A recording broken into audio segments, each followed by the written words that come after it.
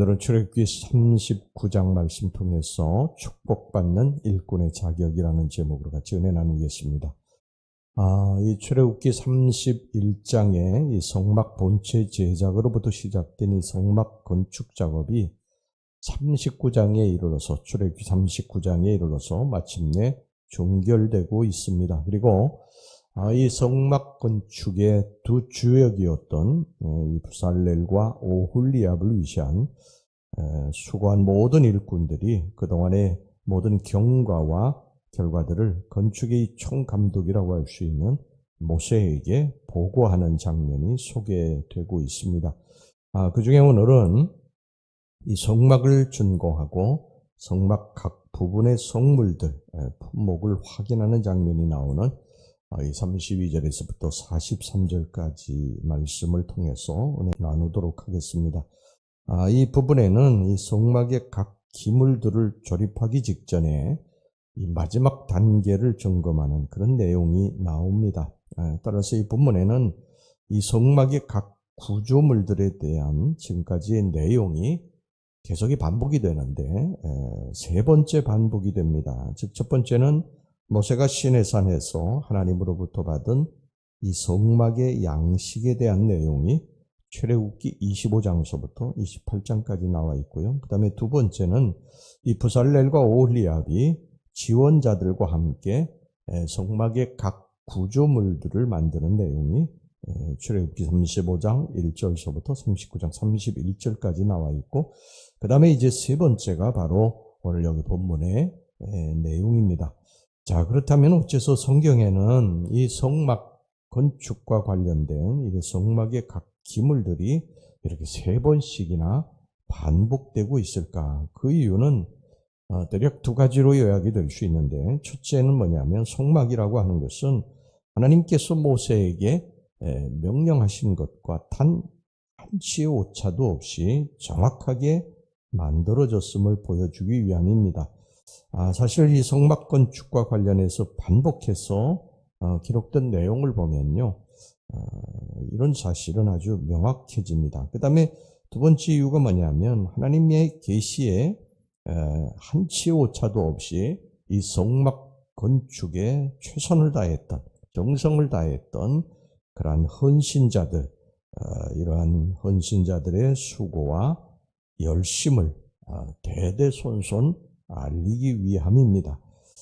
이런 사실은 성막 건축자들이 성막을 건축한 후에 하나님으로부터 크게 축복을 받는 장면으로 본문이 마감되는 점에서 분명하게 나타납니다. 43절 말씀을 보겠습니다. 모세가 그 마친 모든 것을 본즉 여호와께서 명령하신 대로 되었으므로 모세가 그들에게 축복하였더라. 그러니까 하나님께서 명령하신 그것을 그대로 이행한 이 헌신자들, 충성자들, 최선을 다한 이 사람들, 이런 사람들을 하나님의 이름으로 모세가 축복을 했다는 것입니다. 그러니까 하나님이 이들의 수고와 애씀, 이들의 정성, 이것을 잊지 않고 계셨다고 하는 것을 알 수가 있죠.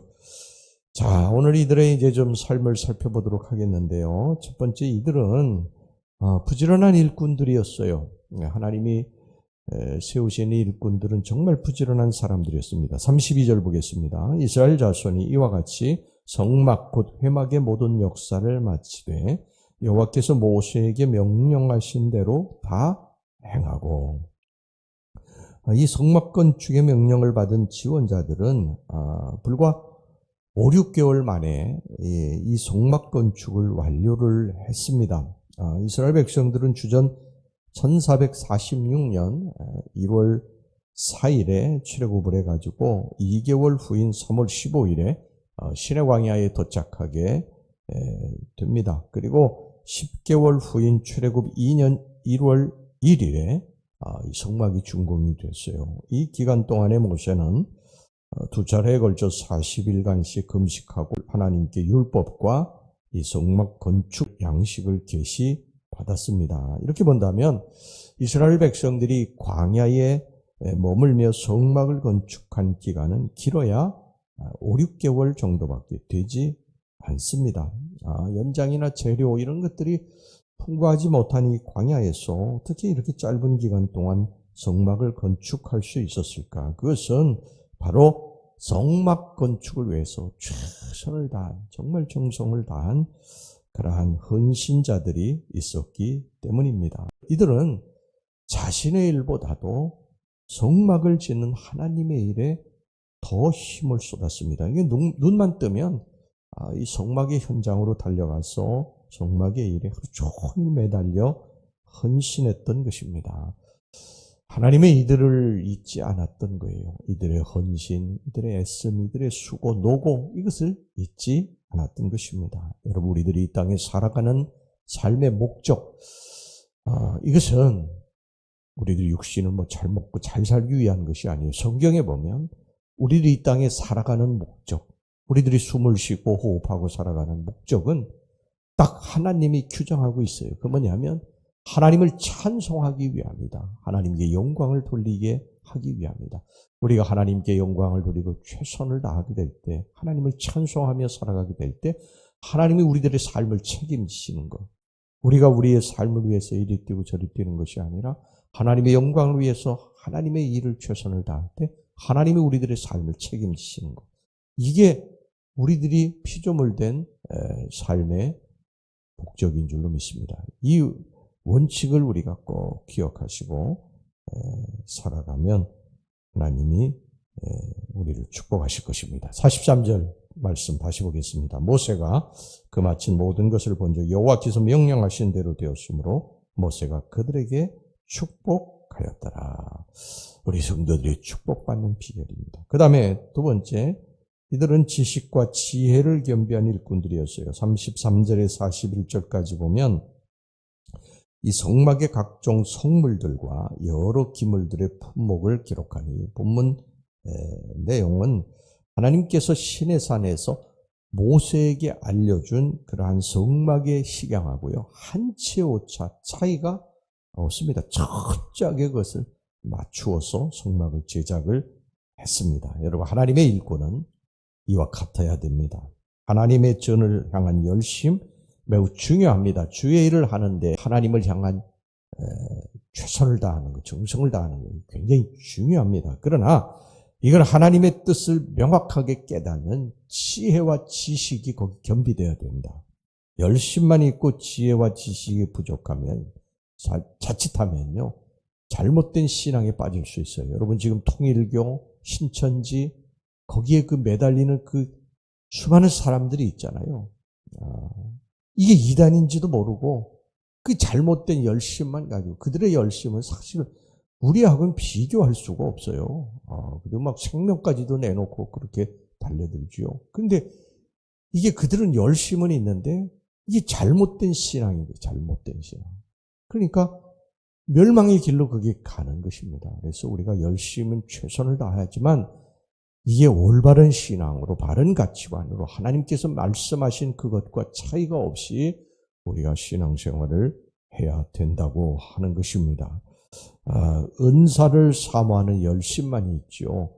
그 은사가 그리스도의 몸인 교회를 세우고 덕을 끼치기 위해 주어진 것임을 깨닫지 못했던 이 고린도 교인들, 이 사도 바울이 이들을 책망하지 않습니까? 잘못된, 특히 은사 잘못 받으면 여러분 크게 잘못될 수 있습니다. 은사 받고 교만해져 가지고 이단의 교주가 된 사람들이 역사적으로 살펴보면 굉장히 많이 있어요.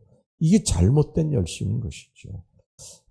여러분, 믿음은요, 믿음의 열심은 반드시 믿음의 올바른 지식과 그 믿음을 정확하게 실행함으로 옮길 수 있는 능력을 기초로 할 때 가치가 있는 것입니다. 그 다음에 셋째는 뭐냐면요, 끝까지 신실하게 일하는 일꾼입니다. 42절 말씀 보겠습니다. 여호와께서 모세에게 명령하신 대로 이스라엘 자손이 모든 역사를 마치매. 그러니까 성막 건축을 위해서 자원한 자들은 성막 건축이 완료되는 순간까지 끝까지 신실하게 일했다는 것입니다. 사실 그 뜨거운 광야에서의 하루 이틀도 아니고 5, 6개월을 성막 건축에 봉사한다고 하는 게 이게 정말 쉬운 일이 아니죠.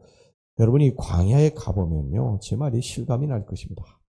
하루는 고사하고 한 시간도 다시 있을 수가 없는 곳이 광야예요. 너무너무 뜨겁기 때문에. 근데 이곳에서 5, 6개월 동안 이 성막 자기 일도 아니고 자기 먹고 사는 일도 아니고 성막 건축에 그렇게 최선을 다했다고 하는 건 하나님 사랑하지 않고는, 하나님을 공경하지 않고는 이거 있을 수 없는 일이에요.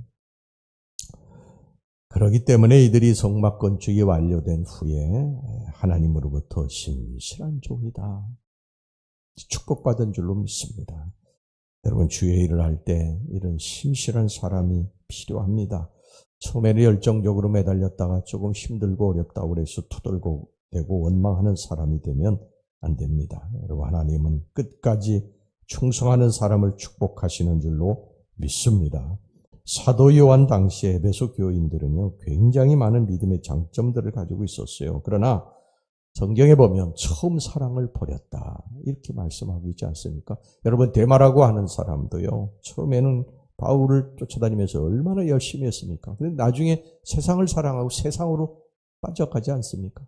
성경에 그 이름을 기록하고 있어요. 그런데 정말 신실한 일꾼들이 있죠. 바울을 쫓아가지고 바울의 곁에서 최선을 다했던 그런 사람들의 이름도 또 거기 기록을 하고 있지 않습니까? 디모데라든지 누가라든지 이런 사람들의 이름도 기록되어 있습니다. 여러분, 우리 끝까지 신앙생활하는 동안 최선을 다해서 하나님으로부터 인정받는 그런 신실하고 충성된 일꾼들이 되시기를 주의 이름으로 축원합니다. 기도하겠습니다. 하나님 아버지, 우리가 정말 부지런한 일꾼들이 되게 해주시고 잘못된 지식으로 이단으로 빠지는 어리석은 그러한 일꾼들이 아니라 지식과 지혜를 겸비하여 하나님 말씀대로 온전히 순종하는 일꾼들이 되게 주시옵소서. 끝까지 신실하게 최선을 다해 주님 섬기고 주님으로부터 축복받는 그러한 일꾼들이 되게 주시옵소서. 예수님의 이름으로 기도하옵나이다. 아멘.